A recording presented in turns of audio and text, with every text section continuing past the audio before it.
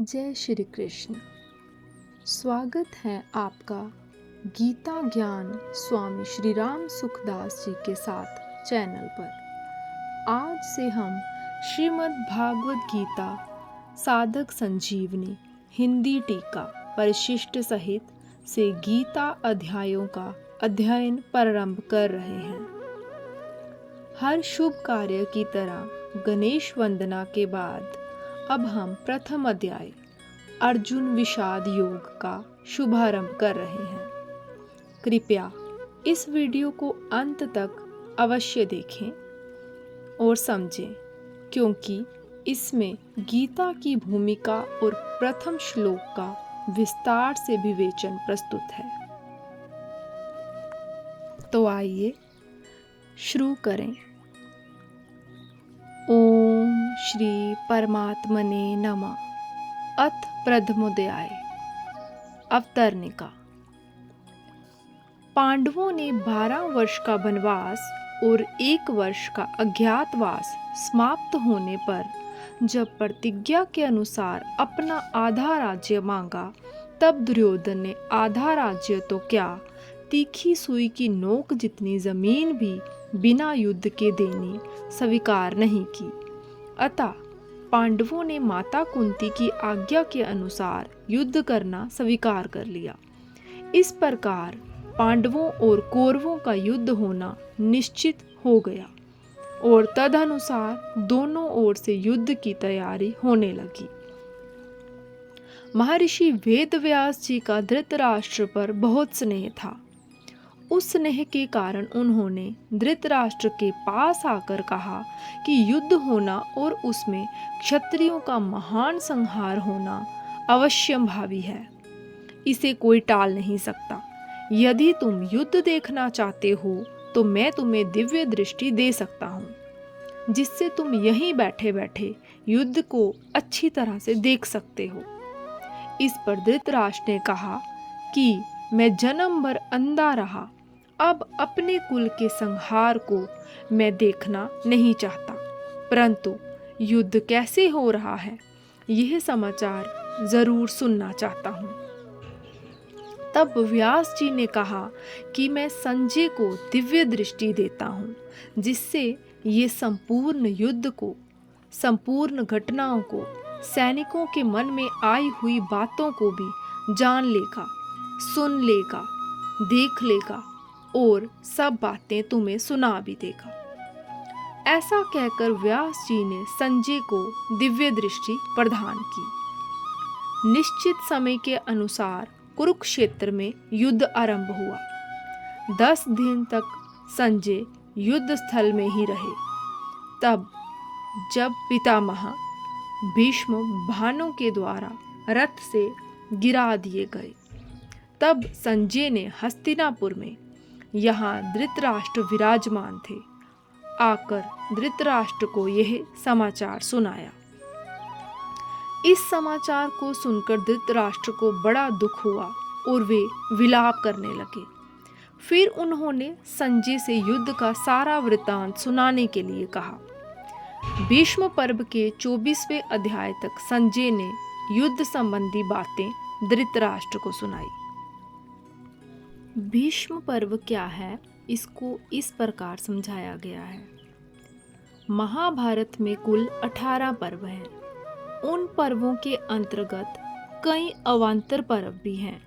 उनमें से भीष्म पर्व के अंतर्गत यह श्रीमद् भागवत गीता पर्व है, जो भीष्म पर्व के 13वें अध्याय से आरंभ होकर 42वें अध्याय में समाप्त होता है। आगे 25वें अध्याय के आरंभ में धृतराष्ट्र संजय से पूछते हैं। प्रथम श्लोक।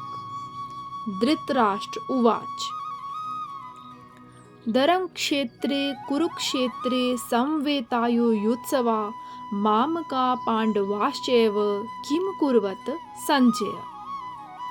धृतराष्ट्र बोले, अर्थात वैशंपायन और जन्मेजय के संवाद के अंतर्गत धृतराष्ट्र संजय संवाद है और धृतराष्ट्र तथा संजय के संवाद के अंतर्गत श्री कृष्ण अर्जुन संवाद है।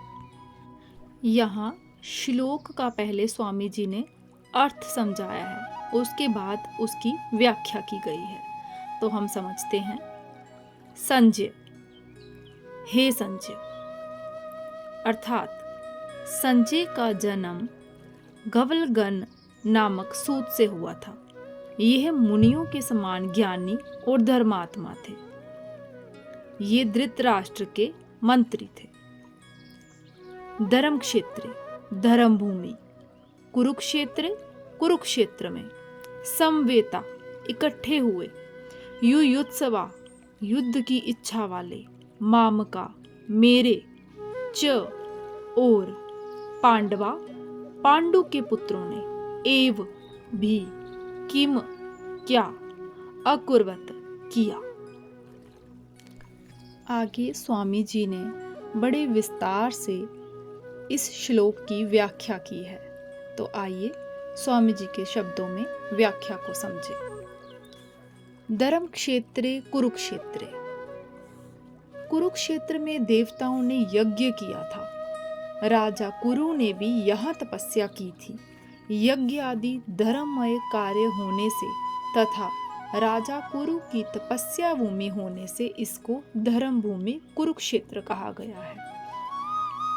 यहाँ धर्म क्षेत्र और कुरुक्षेत्र पदों में क्षेत्र शब्द देने में धृतराष्ट्र का अभिप्राय है कि यह अपने कुरुवंशियों की भूमि है। यह केवल लड़ाई की भूमि ही नहीं है, प्रत्युत तीर्थ भूमि भी है, जिसमें प्राणी जीते जी पवित्र कर्म करके अपना कल्याण कर सकते हैं।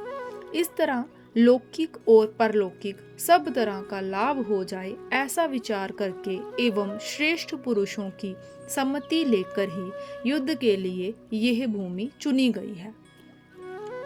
संसार में प्रायः 3 बातों को लेकर लड़ाई होती है, भूमि, धन और स्त्री। इन तीनों में भी राजाओं का आपस में लड़ना मुख्यतः जमीन को लेकर होता है। यहाँ कुरुक्षेत्र पद देने का तात्पर्य भी जमीन को लेकर लड़ने में है। कुरुवंश में धृतराष्ट्र और पांडु के पुत्र सब एक हो जाते हैं। कुरुवंशी होने से दोनों का कुरुक्षेत्र में अर्थात राजा कुरु की जमीन पर समान हक लगता है। इसलिए कौरवों द्वारा पांडवों को उनकी जमीन न देने के कारण दोनों जमीन के लिए लड़ाई करने आए हुए हैं। यद्यपि अपनी भूमि होने के कारण दोनों के लिए कुरुक्षेत्र पद देना युक्ति संगत, न्याय संगत है, तथापि हमारी सनातन वैदिक संस्कृति ऐसी विलक्षण है कि कोई भी कार्य करना होता है तो वह धर्म को सामने रखकर ही होता है। युद्ध जैसा कार्य भी धर्म भूमि, तीर्थ भूमि में ही करते हैं, जिससे युद्ध में मरने वालों का उद्धार हो जाए, कल्याण हो जाए। अतः यहाँ कुरुक्षेत्र के साथ धर्म क्षेत्र पद आया है। यहाँ आरंभ में धर्म पद से एक और बात भी मालूम होती है। अगर आरंभ के धर्म पद से धर लिया जाए और 18वें अध्याय के अंतिम श्लोक के मम पद से म लिया जाए तो धर्म शब्द बन जाता है।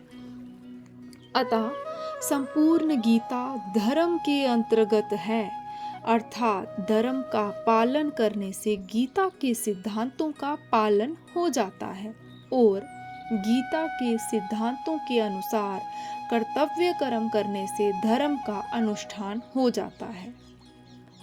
इन धर्म क्षेत्र कुरुक्षेत्र पदों से सभी मनुष्यों को यह शिक्षा लेनी चाहिए कि कोई भी काम करना हो तो वह धर्म को सामने रखकर ही करना चाहिए। प्रत्येक कार्य सबके हित की दृष्टि से ही करना चाहिए, केवल अपने सुख आराम की दृष्टि से नहीं, और कर्तव्य अकर्तव्य के विषय में शास्त्र को सामने रखना चाहिए। गीता 16वें अध्याय का 24वां श्लोक।